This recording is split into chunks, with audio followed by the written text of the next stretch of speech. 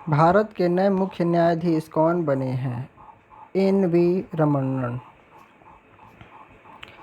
2020 का व्यास सम्मान किसे दिया गया? प्रोफेसर शरद पगारे को।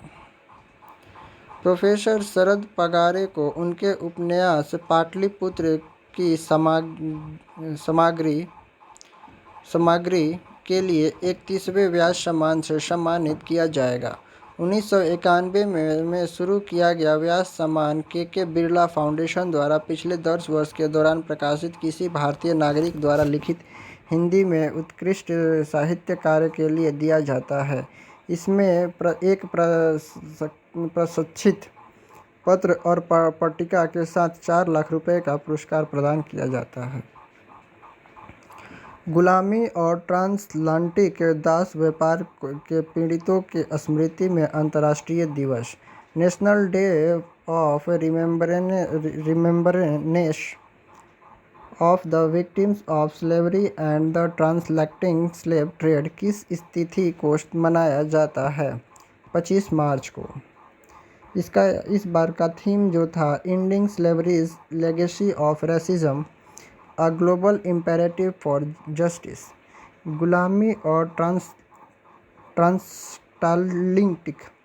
ट्रांसलेटिंग के दास व्यापार के पीड़ितों की स्मृति में अंतर्राष्ट्रीय दिवस एक संयुक्त राष्ट्र का अंतर्राष्ट्रीय पर्यवेक्षण है जिसे 2007 को एक संकल्प के माध्यम से 25 मार्च को मनाया जाने की घोषणा की गई थी।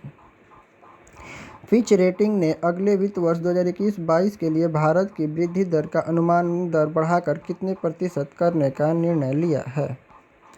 तो 12.8। फिच रेटिंग एजेंसी ने अगले वित्त वर्ष 2021 से 22 के लिए भारत की वृद्धि दर का अनुमान 12.8% कर दिया है। पहले रेटिंग एजेंसी ने अगले वित्त वर्ष की वृद्धि दर 11% रहने की अनुमान लगाया था।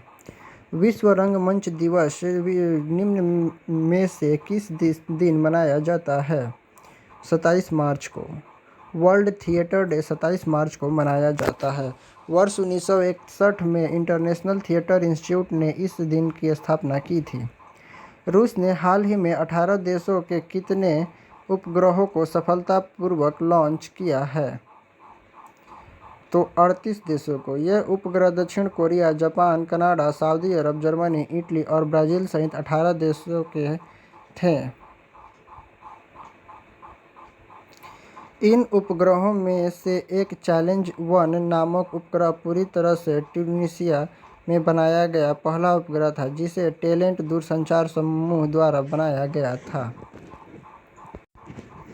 हाल ही में भारत और किस देश के मध्य अस्थायी सिंधु आयोग परमानेंट इंडस कमीशन की 116वीं बैठक नई दिल्ली में संपन्न हुई? पाकिस्तान।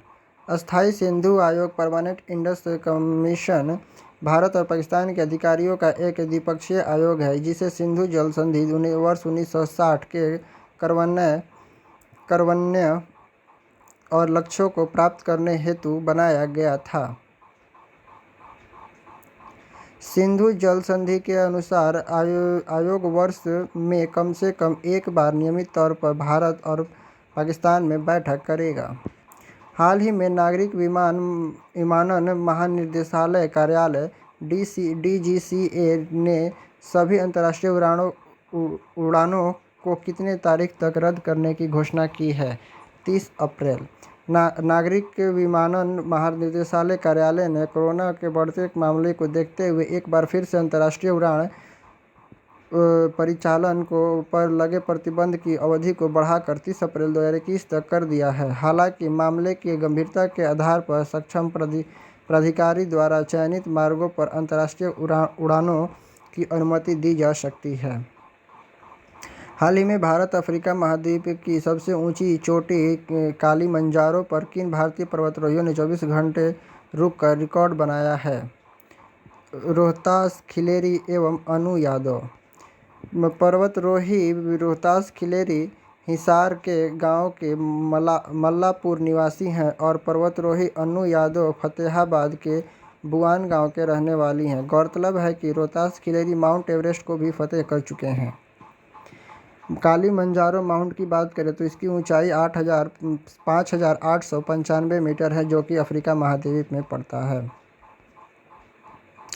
हाल ही में किस बैंक ने अपनी बैंकिंग प्राथमिकताओं को ध्यान में रखते हुए आईओबी ट्रेंडी बचत खाता लॉन्च की है?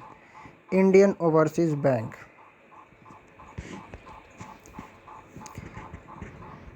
आईओबी ट्रेंडिंग खाता खोलने के लिए ग्राहक की आयु 21 से 38 वर्ष होनी चाहिए। खाता स्वयं या संयुक्त रूप से संचालित हो सकता है। IOB Indian overseas bank trendy के लिए ओपनिंग बैलेंस की आवश्यकता नहीं है, अतः शेष राशि के रख रखाव के लिए पहले महीने कोई शुल्क नहीं लगाया जाएगा। भारत के नए मुख्य सीजेआई कौन बने हैं? तो एन.वी. रमणन। नियुक्ति के समय जस्टिस एन.वी. रमणन भारत के 38वें मुख्य न्यायाधीश होंगे। उनके पास 16 महीने से अधिक लंबे समय तक सीजेआई के रूप में कार्यकाल होगा। वो एस बोबडे का जगह लेंगे। माई एक्सपेरिमेंट विथ साइलेंस पुस्तक किसने लिखी है? तो समीर सोनी ने। समीर सोनी ने चिंता और आत्मचर्चा पर पुस्तक माई साइलेंट विथ एक्सपेरिमेंट लिखी है। सोनी की पुस्तक का उद्देश्य दिल्ली में बढ़ते वर्षों में वॉल स्ट्रीट में उनके कार्यकाल और बॉलीवुड में उनके समय के साथ उनके संवादों का व्यक्तिगत लेखा होना है।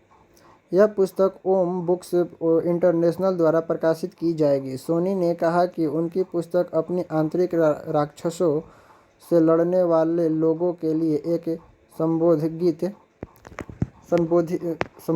गीत होगी। विश्व टीबी दिवस 2021 किस राज्य की टीबी उन्मूलन कार्यक्रम को राष्ट्रीय सम्मान दिया गया है? केरल ने सतत विकास लक्ष्य को प्राप्त करने के हिस्से के रूप में पिछले 5 वर्ष में टीबी की व्यापकता दर में 5% की कमी की है। धन्यवाद।